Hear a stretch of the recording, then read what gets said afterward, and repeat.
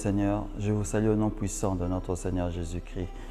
Nous voici encore une fois à notre rendez-vous hebdomadaire, ce rendez-vous d'enseignement, de partage, d'envie en Christ. Nous allons commencer une nouvelle session, une session vraiment très importante et je vous inviterai tous à ne pas manquer un seul épisode de ce qui va suivre à partir d'aujourd'hui parce que nous allons débattre d'un point très important, un point qui a beaucoup de controverses, beaucoup de paroles ont été dites, beaucoup d'encre ont été écrites, beaucoup d'eau ont coulé en dessous des ponts, comme on peut le dire en langue française.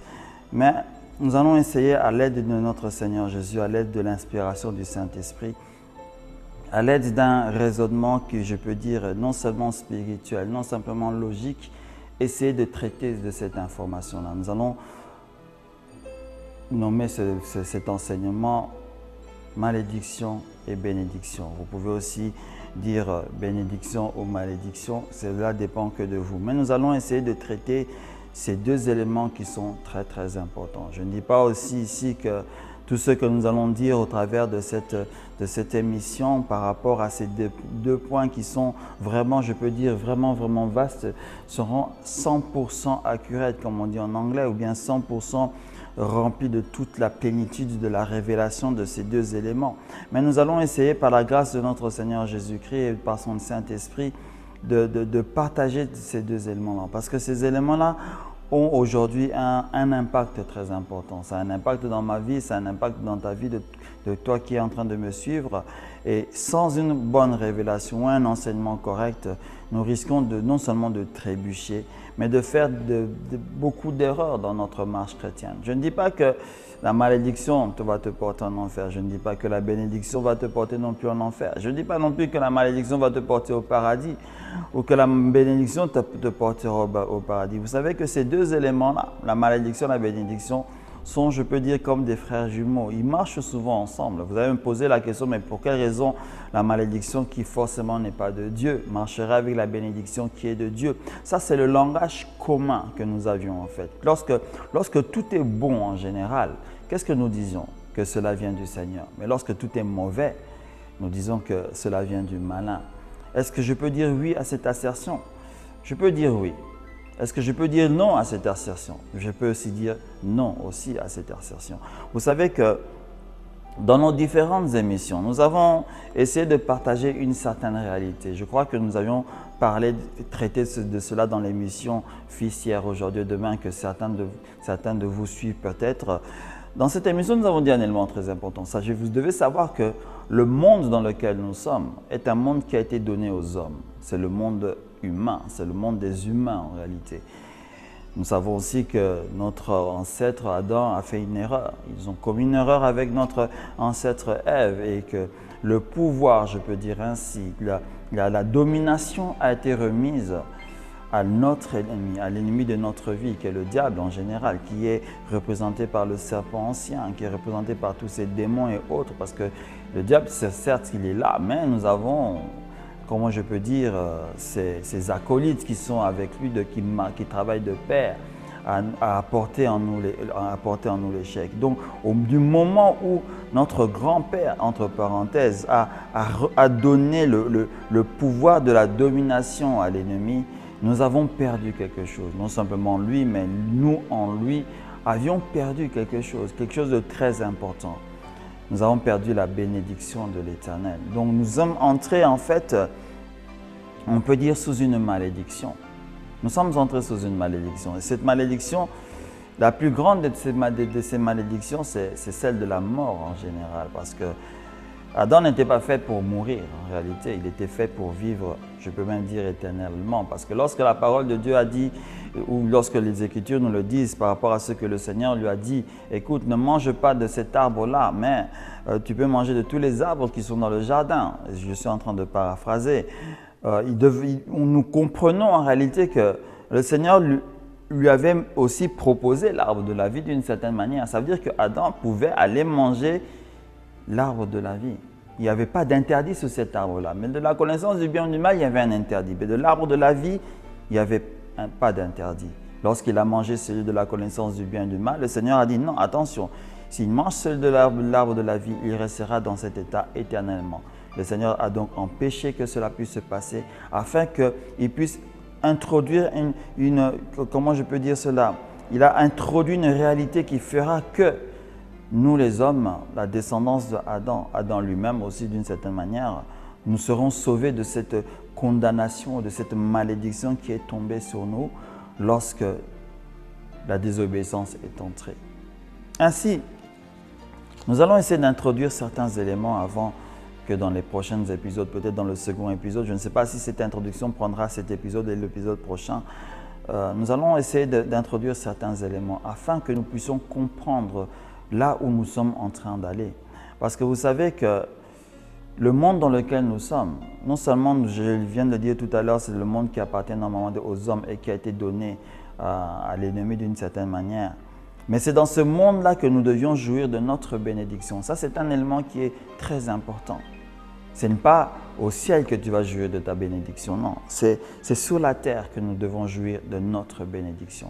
Vous savez que dans le monde religieux, entre parenthèses, si je dois utiliser le terme religieux, dans les doctrines religieuses, alors si je dois parler de doctrines religieuses, il est souvent enseigné que la bénédiction n'est pas une bonne chose. Oui, je vous le dis aujourd'hui, parce que vous savez que lorsque l'Église catholique est sortie avec son mouvement d'appauvrissement, parce que vous savez que l'Église catholique avait un mouvement d'appauvrissement, raison pour laquelle les personnes qui sont riches souvent ont à l'époque été un peu, je peux dire, boutées, pas dehors, mais avaient une certaine méfiance de venir vers le Seigneur. Même si d'une certaine manière l'Église catholique avait un bon chemin au début et a commencé à se pervertir, mais l'Église catholique avait un aura de pauvre. En fait, qu'est-ce qu'elle faisait?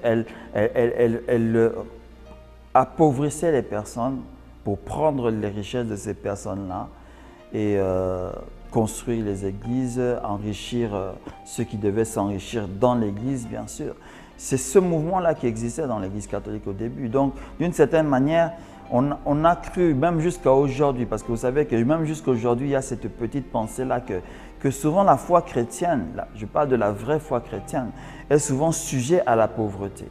Mais lorsque tu prends ta parole, lorsque tu prends la Bible, lorsque tu prends les Écritures et que tu commences à étudier cela depuis la jeunesse jusqu'à la révélation à la fin, nulle part le Seigneur a décrété que la personne qui devait venir auprès de lui doit être une personne pauvre, une personne qui ne possède rien, qui n'a absolument rien. Vous savez, c'est vrai que lorsque je suis en train de parler de richesse ou de pauvreté ou de richesse, on sous-entend par rapport à ça directement, comment je peux dire, les richesses des biens matériels. Le Seigneur ne se focalise pas sur les biens matériels. Le Seigneur aujourd'hui se focalise sur notre richesse spirituelle parce que déjà, si je dois rechercher d'abord une certaine richesse, c'est la richesse spirituelle. Ça, c'est l'élément le plus important. Donc, ce qui veut dire que si je veux parler de bénédiction pour un fils de Dieu, la bénédiction sera une bénédiction d'abord qui est spirituelle et il aura maintenant une conséquence qui va se voir physiquement au dehors. Et la malédiction aussi, elle a le même comment je peux dire, pas pouvoir, mais elle a la même manière de fonctionner. On ne la voit pas directement comme ça, mais elle agit déjà spirituellement, elle agit moralement, elle agit psychologiquement et elle a aussi des effets qui se font voir. La malédiction a des effets qui se font voir aussi. Être maudit ne veut pas dire que tu seras pauvre, que tu seras un SDF. La malédiction, elle sous-entend beaucoup d'éléments aussi. Vous savez que la désobéissance à la parole de Dieu, par exemple, amène une certaine malédiction sur notre propre vie. Parce que quand tu désobéis à la parole de Dieu, par exemple, qu'est-ce que tu es en train de faire? Tu es en train de sortir de la voie bénie du Seigneur pour entrer dans une voie maudite, celle qui n'est pas de Dieu. Donc, ça veut dire que, comme je viens de vous le dire il y a quelques minutes, c'est que la bénédiction et la malédiction vont de pair. Je peux grandir et croître spirituellement parlant. Quand je crois spirituellement parlant et mes bénédictions sont en train de venir auprès de moi, il y a aussi la malédiction, non qui vient sur moi, mais qui est en train de voyager à côté, attendant un bon moment. C'est comme l'ennemi en fait. Vous savez très bien cette parole dans les Écritures qui nous dit que le diable rôde tout autour de nous. Il cherche le plus faible pour le dévorer, pour sauter dessus sur lui. Comment je peux dire? La malédiction fait la même chose. Tu peux être béni Mais la malédiction rôde tout autour de toi, attendant aussi un moment bien propice pour sauter. Et surtout, ce moment-là, en fait, il est lié à quoi? Il est lié à la désobéissance. Vous allez voir que lorsque nous traiterons de ces sujets-là, de ce sujet-là en réalité, parce que malédiction et bénédiction vont de pair. Je ne divise pas cet enseignement en disant que je veux parler que de la malédiction. Après, je vais commencer à parler de la bénédiction. Cela n'est pas possible. Je le dis encore que cela ne sera pas possible. Mais quand nous allons traiter de certains points, nous traiterons des 2 points directement pour vous. Parce que ces éléments-là, comme je viens de vous le dire encore tout à l'heure, voyagent ensemble. Ôtez aussi de votre mémoire, de votre tête, que la bénédiction est simplement liée, est toujours liée à la richesse, à l'argent et autres. Parce que malheureusement, aujourd'hui, c'est ce que nous voyons dans les églises. Lorsqu'une personne cherche la bénédiction ou cherche une prière pour qu'on puisse le bénir, en réalité, dans sa tête, il est en train de voir comment peut-être des millions vont entrer dans son compte bancaire. Ce n'est pas un mal en tant que tel, parce que l'argent comme tel, nous en avons besoin. Mais est-ce que c'est ce que l'Éternel, notre Dieu Tout-Puissant et notre Père veut que nous puissions posséder en ce moment-là? Parce que vous savez que lorsque nous essayons d'entrer dans la parole de Dieu et que nous voyons que chaque fois que les patriarches ou les pères en général ont béni leurs fils, en dehors de l'héritage, parce que vous savez que les héritages qu'ont eu Jacob, qu'ont eu Isaac, qu'ont eu toutes ces personnes qui descendaient des patriarches, l'héritage était une richesse matérielle. Retenez cela très bien. L'héritage était quelque chose de matériel. Mais la bénédiction en tant que telle était une parole qui était prononcée. Réfléchissez à ce que je viens de dire. Vous n'êtes pas sans savoir cette réalité-là. Quand je viens auprès d'un pasteur, je viens auprès d'un prophète, chercher une prière de bénédiction, que croyez-vous que ce prophète ou ce pasteur va-t-il faire? Va-t-il prendre un carnet de chèques et écrire, ok, 1000 €, il signe et il te donne? Non. Tu vas peut-être te mettre à genoux devant lui, il va peut-être imposer la main sur toi et il va prononcer des paroles. La bénédiction en tant que telle, ce sont des paroles qui sont prononcées. Des paroles qui sont prononcées en bien sûr, pas en mal. Le Seigneur notre Dieu a fait exactement la même chose avec Abraham. Lorsqu'il l'a appelé, lorsqu'il lui a donné cette promesse cachait une bénédiction bien sûr. Et c'était des paroles qu'il a annoncées. Et vous devez même savoir que si vous regardez même l'histoire d'Abraham, lorsqu'il a appelé Abraham et jusqu'à ce qu'il puisse avoir Isaac, qui était déjà la porte ouverte à cette bénédiction-là, vous savez combien d'années y a-t-il eu? Il y a eu vraiment des années qui ont passé, je ne sais pas, c'est presque 50 ans ou 40 ans de différence ou d'intervalle. Essayez de vérifier, vous allez voir par vous-même. Le Seigneur avait prononcé quelque chose, mais cet élément s'est réellement réalisé des années et des années après. Réfléchissez à cela, vous comprenez? Une parole dite, une parole prononcée, mais qui a eu un effet des années bien après. Mais on peut le savoir et on le sait, Abraham était riche. Abraham n'était pas pauvre. Il avait peut-être aussi un héritage de son père avec lequel il était sorti, parce que je pense qu'il était sorti avec son père de Ur en Chaldée. Il avait un héritage avec lui parce qu'il était parti avec des serviteurs, il était parti aussi avec son neveu Lot, etc. Il avait une certaine richesse avec lui. Et tout autour de son parcours, même si la parole de Dieu ne nous le dit pas directement, nous comprendrons qu'avec la force et l'intelligence qu'il avait, il a pu posséder d'autres richesses. Et encore plus, lorsqu'il est allé en Égypte, il y a eu ce petit problème avec sa femme et le pharaon de l'époque. Il est sorti encore avec des richesses. Donc matériellement parlant, il avait quelque chose avec lui. Il avait de l'argent. Je peux parler si on peut définir cela dans un terme actuel. Abraham avait de l'argent avec lui. Donc sa bénédiction qu'il avait, que le Seigneur avait prononcée sur lui, n'était pas liée à cet argent-là. Donc, pourquoi je suis en train de dire cela? C'est parce que je suis en train d'essayer de vous faire comprendre que, en tant que chrétien, en tant que fils de Dieu, nous devons nous dissocier de la compréhension de la bénédiction étant de l'argent. Cela est en train aujourd'hui de détruire la vie de beaucoup de personnes. Et cela est en train de détruire la vie de beaucoup de chrétiens dans les églises. Et cela, malheureusement, a détruit la vie de beaucoup de serviteurs. Beaucoup de serviteurs ont reçu leur appel, ils ont travaillé dans le champ de Dieu, mais ils n'ont pas vu de changement matériel dans leur vie. Ils se sont sacrifiés pour le Seigneur, sans voir de changement matériel dans leur vie. Et beaucoup, on le sait, ont fait des pactes avec le diable. Nous ne débattrons pas de cela. Parce que le diable, lui, vous savez que lorsque vous venez auprès de lui, il peut vous promettre certaines choses et il le donne directement. Mais son cadeau facile, en réalité, c'est une clé qu'il vous donne pour la porte de l'enfer. Malheureusement, heureusement, notre Dieu, ce n'est pas comme ça. Le Seigneur peut te promettre des éléments, etc. Et tout autour du parcours de ta vie, qu'est-ce qui est en train de se passer? Il est en train de te maturer afin que tu puisses obtenir ce qui est en train de t'attendre plus loin. Vous savez que lorsqu'il avait appelé Abraham, je vais peut-être vous choquer en vous disant ça, mais Abraham n'était pas encore mature pour avoir Isaac au moment où il avait appelé. Ah, je vous le dis en ce moment-là, oui, je vous le dis maintenant. Abraham n'était pas mature pour recevoir Isaac. Il avait même un autre nom. Raison pour laquelle sa maturité est venue lorsque le Seigneur lui a changé son nom. C'est à ce moment-là qu'il a été digne de recevoir Isaac dans sa vie.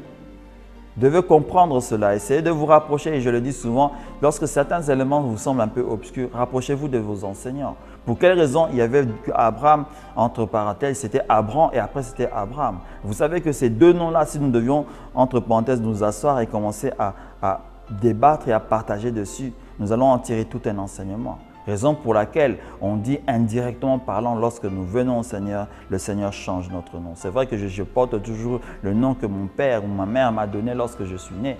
Mais aux yeux du Seigneur, je porte un autre nom. Chaque fois que le Seigneur appelle une personne à lui, il change le nom. Il change le nom de cette personne, même lorsque nous ne le voyons pas. C'est un enseignement qui est au-delà de la pensée et au-delà de la compréhension de certaines personnes. Certes, rapprochez-vous de vos enseignants pour essayer de comprendre cette réalité-là. Parce que vous savez que le changement, lorsque le Seigneur change quelqu'un, il y a un but pour lequel il le change. Parce que nous ne pouvons pas rester ce que nous sommes lorsqu'il nous a appelés.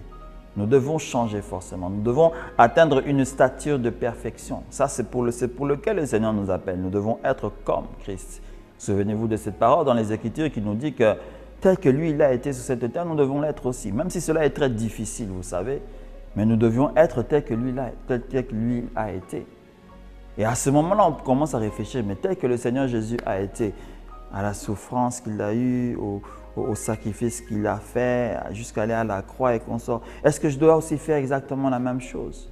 Ce n'est pas ce que le Seigneur est en train de nous demander, parce que nous ne pourrons jamais faire ce que le Seigneur Jésus a fait. Aucune personne dans ce monde ne réalisera le sacrifice que le Seigneur Jésus a fait. Vous savez, à un certain niveau, vous pouvez vous sacrifier pour votre enfant. On a des témoignages de personnes qui se sont sacrifiées réellement pour leur fils. Mais est-ce que vous pouvez vous poser la question si cette même personne se serait sacrifiée pour le fils de son voisin? Sûrement pas. Mais le Seigneur Jésus n'a pas regardé à cela. Il n'a pas regardé au voisin de droite, il n'a pas regardé au voisin de gauche, mais là, il s'est sacrifié pour toute l'humanité et l'humanité à venir. Raison pour laquelle on a cette parole dans les Écritures qui nous dit que le Seigneur a tant aimé le monde afin que quiconque croit en son Fils, quiconque croit en son Fils, quiconque croit en son Fils, ne puisse point mourir, mais qu'il puisse recevoir la vie éternelle. Je suis en train de dire cette parole pour quelle raison? Parce que lorsque nous croyons en Jésus, notre croyance en lui est une croyance de foi, tout simplement. Si j'introduis le terme de la foi, c'est parce que c'est ce qui caractérise notre vie chrétienne. Nous n'allons pas parler de la foi, nous avons débattu de la foi dans certaines émissions. Il y a même une émission qui passe, je pense, sur la chaîne, qui parle en profondeur de la foi. Vous pouvez essayer de la suivre, essayer de vous enseigner encore par rapport à cela. Mais vous devez savoir que tout acte posé dans la vie chrétienne en dehors de la foi, je peux vous le dire aujourd'hui, c'est que cet acte-là n'a pas de validité devant le Seigneur. Essayez de comprendre ce que je suis en train de vous dire. Parce que la parole de Dieu nous dit, dans les Écritures nous disent qu'une personne qui n'a pas de foi, le Seigneur ne prend pas plaisir en lui. Donc cela veut dire que chaque acte que je pourrais poser, chaque élément que je voudrais faire, si je le fais en dehors de la foi, je suis presque en abomination devant le Seigneur. Raison pour laquelle nous parlerons de certaines choses dans cette émission par rapport, par exemple, aux offrandes ou à la dîme et autres choses, pour essayer de faire comprendre aux personnes qui refutent ces éléments-là. Pourquoi, en tant que chrétien, nous le faisons. Pas que nous sommes obligés de le faire, mais pourquoi nous sommes en train de le faire. Je peux vous le dire ici juste comme une introduction parce que c'est une introduction générale. Vous devez savoir que même si nous prenons la Bible et que les Écritures et que nous commençons à débattre sur les éléments de loi, que la loi telle, il y a eu la loi ceci n'est pas applicable, ceci est applicable, etc. et autre chose.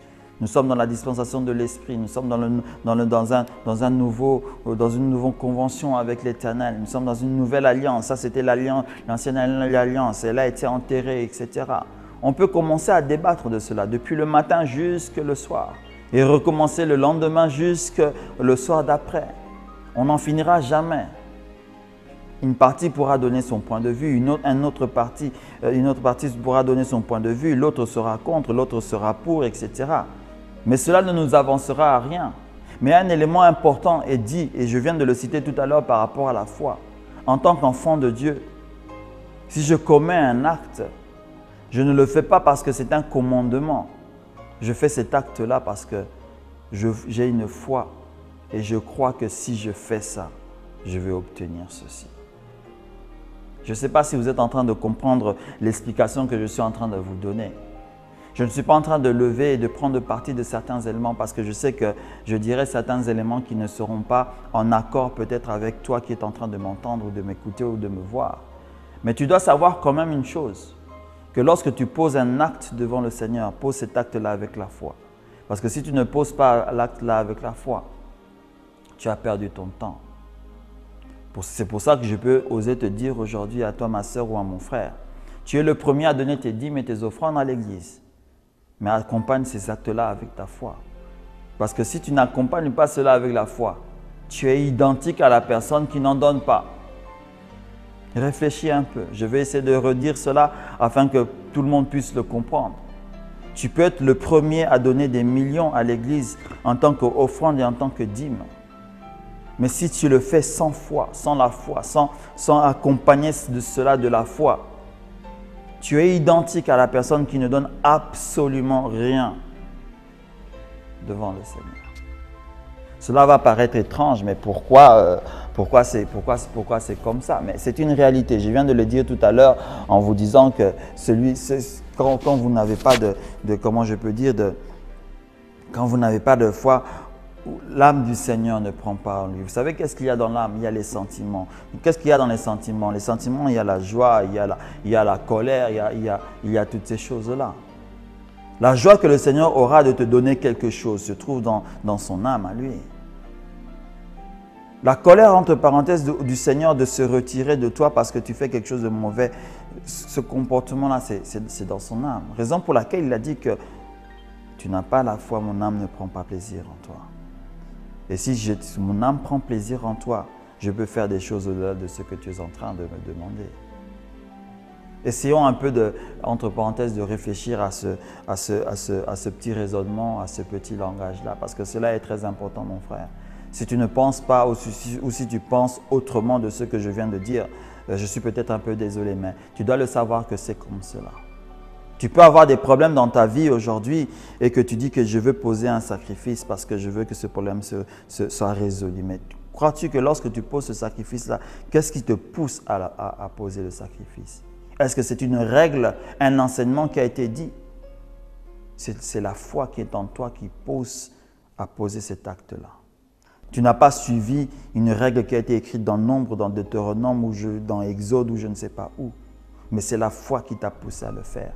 Parce que tu sais que ta foi te permet d'attendre quelque chose. La fameuse parole qui se trouve dans Malachie, lorsqu'on est en train d'utiliser cela pour pousser les personnes à donner les offrandes ou leurs dîmes, etc. Souvent, nous ne tenons pas compte de cette fameuse phrase que le Seigneur a dite à l'intérieur qui dit que donnez cette dîme, donnez cette offrande et vous verrez que je vais faire ceci pour vous. Implicitement, il dit que lorsque vous le ferez, attendez-vous à quelque chose. Donc, tu dois avoir la foi de t'attendre à quelque chose. Encore plus, il dit que mettez-moi donc à l'épreuve. Le fait que tu vas mettre le Seigneur à l'épreuve, c'est parce que tu vas t'attendre à quelque chose de lui. Tu ne vas pas juste le mettre en épreuve comme ça, non. tu mets à l'épreuve quelqu'un parce que tu veux un résultat de cette personne-là. Tu veux une action en contrepartie de cette personne-là. Souvent, on parle de ce chapitre, mais on n'insiste pas sur ce fait-là. Parce que la personne ne sera alors pas obligée de faire l'acte en question. Le Seigneur ne le punira pas. Mais le Seigneur demande, faites-le et attendez-vous à quelque chose. Faites-le, demandez-moi quelque chose et attends-toi à recevoir quelque chose.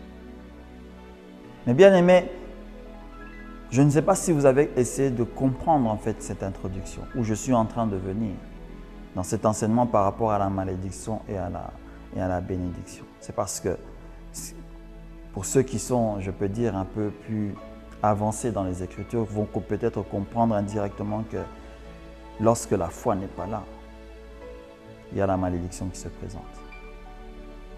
Ça va paraître bizarre la phrase que je suis en train de dire en ce moment-là, mais c'est une réalité. Raison pour laquelle la foi est comme un bouclier. La Bible en parle comme un bouclier. Un bouclier par rapport à quoi? Un bouclier contre quoi? La malédiction. Nous n'allons pas entrer dans ce chapitre-là, de cette étude-là, de ces armes, des armes que le Seigneur nous a données. Mais la foi est comme un bouclier pour nous. Ce qui veut dire que si nous devons l'avoir, c'est pour empêcher à la malédiction d'entrer dans notre parcours et que nous puissions continuer à aller de l'avant dans la bénédiction maintenant. Je vous remercie, vous qui m'avez suivi en ce moment. Nous allons essayer de continuer cette introduction pour essayer d'éclaircir certains points très importants, bien sûr. Parce qu'avant d'introduire ces éléments-là, avant d'introduire ces points bien importants, nous voudrions essayer d'asseoir certaines bases afin de mettre d'accord tout le monde d'une certaine manière. Si tu n'es pas d'accord avec ce qui sera dit, que le Seigneur puisse simplement te bénir aussi. Mais si tu es d'accord avec moi, prie le Seigneur que la foi puisse être le leitmotiv qui te permettra de poser des actes de bénédiction envers les autres déjà. Parce que nous le disons toujours dans notre émission, vous savez. Nous vivons pour les autres, nous ne vivons pas pour nous-mêmes. Que le Seigneur puisse abondamment vous bénir, vous qui m'avez suivi dans cette introduction. Nous allons nous retrouver la semaine prochaine par la grâce de notre Seigneur Jésus. Amen.